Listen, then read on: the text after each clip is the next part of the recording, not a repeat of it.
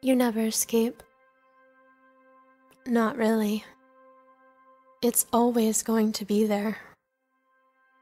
Sometimes hidden away in the back of your mind in the form of a nightmarish memory, or it sits and stares you in the face, daring you to just try and forget it. Do I consider myself lucky? Maybe. I don't know anymore. I did at one point, I suppose. I encountered something terrible, inhuman, a real... whatever it was. It tried to hurt me. It hurt my friends, my family, all to get at me. I don't want to talk about it. Even thinking about it is causing my hands to shake. The scars on my arms are itching at the memories flooding back. But it isn't what I wanted to talk about. Rather, I want to talk about after. That creature killed people, and it almost killed me, but I beat it. I stopped it.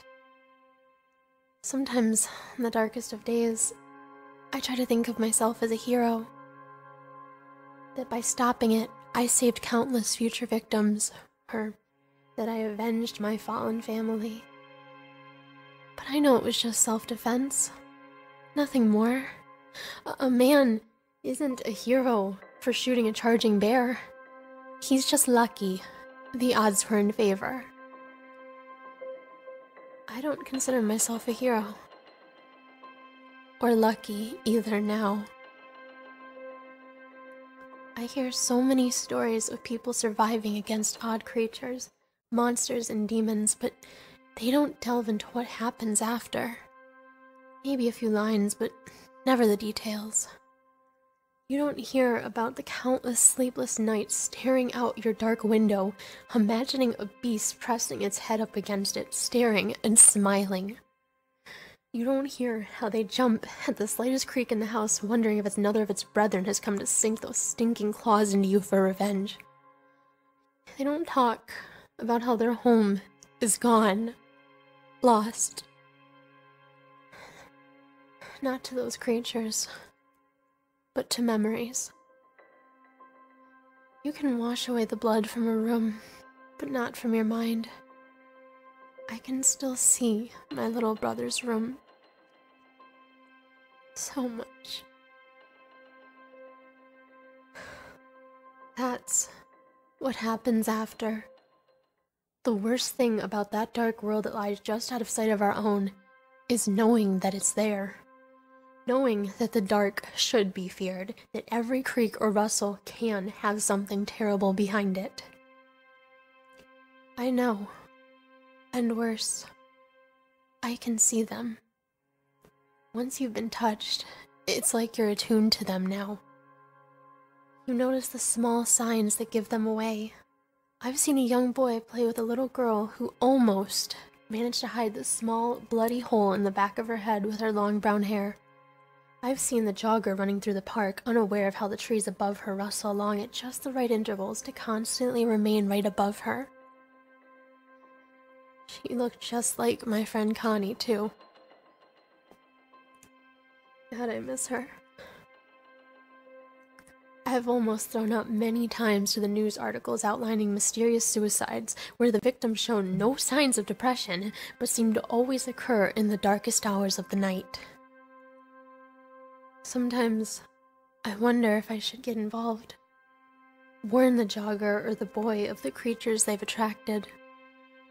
Try to help them escape a fate that no person should be forced through. But the truth is, I'm terrified.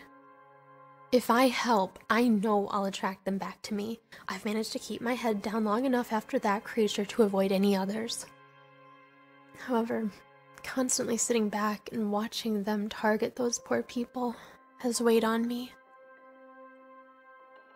I don't know how much longer I can hold on. Sometimes on the blackest nights, when all light seems to be snuffed out and the creaking grows to my house where I'm sure they found me, I pull out the small pistol I bought. It gives me comfort. It reminds me that those things are vulnerable at least. Claws, nasty face, or an inhuman body doesn't make you bulletproof. Now, it's a different comfort I feel as I place the cold barrel into my mouth. The metallic taste on my tongue and the surprisingly heavy weight in my hand seems to call to me, offer a way out. It gives me a chance to be free from this dark knowledge. I could never do it, though. It's not because I have some great deed left to do or even because I really want to live on. It's because death horrifies me. It chills me to my core. Every time I think about it, my mind turns to them.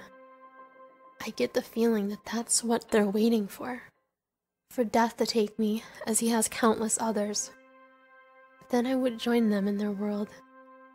Nothing would stand in their way as they claim me like one tried to do long ago. I just know, deep down, that the only thing that separates my world from theirs is this fragile, delicate body I live in. So, there really is no escape.